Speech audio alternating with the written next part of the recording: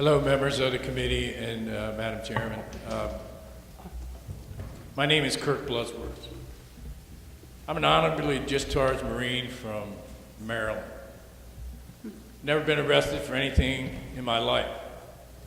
In 1984, just what this gentleman was talking about just before me happened to me.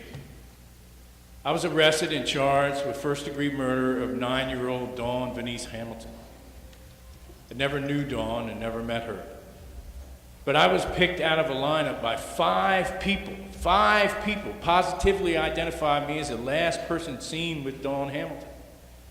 The description is as follows of this person that they said they saw.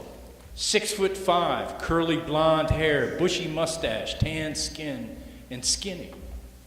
My hair was as red as a fire truck back then, sideburns to match. I'm about 6 foot tall, I weigh 200 and some pounds. 19 years later, after 2 trials and a death sentence, they landed me on death row in Maryland for 2 years and in prison for 8 years, 10 months, and 19 days. The real killer was 5'6" and 160 pounds. I have a new moniker these days, and there's another gentleman going to speak to you today about the same kind of issue. I'm the interim executive director of Witness to Innocence. We don't have 160 now. We have 164 people in the United States have been wrongfully convicted and sentenced to death in America. I have to tell you that I have seen this firsthand. My case is not unique. There's a gentleman sitting right to my right who'll tell you all about it shortly. I have to tell you that the death penalty has to go in America. I have been here over half a dozen times, and I'll keep coming back until it remains to be seen that the death penalty does not make a police officer safe. It does not. We can use the savings to give them more equipment to make them safer. Vests and other things.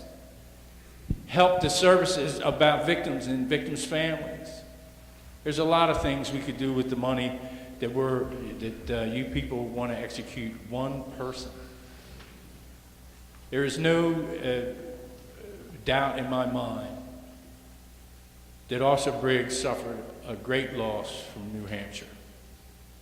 But killing the person that was responsible for his death will not make police officers safe.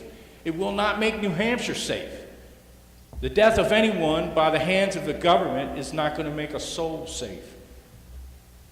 You know, if it happened to me and 163 other men and women, it can happen to anybody in America, and even in New Hampshire. Don't let it happen. I support Bill 455. Thank you.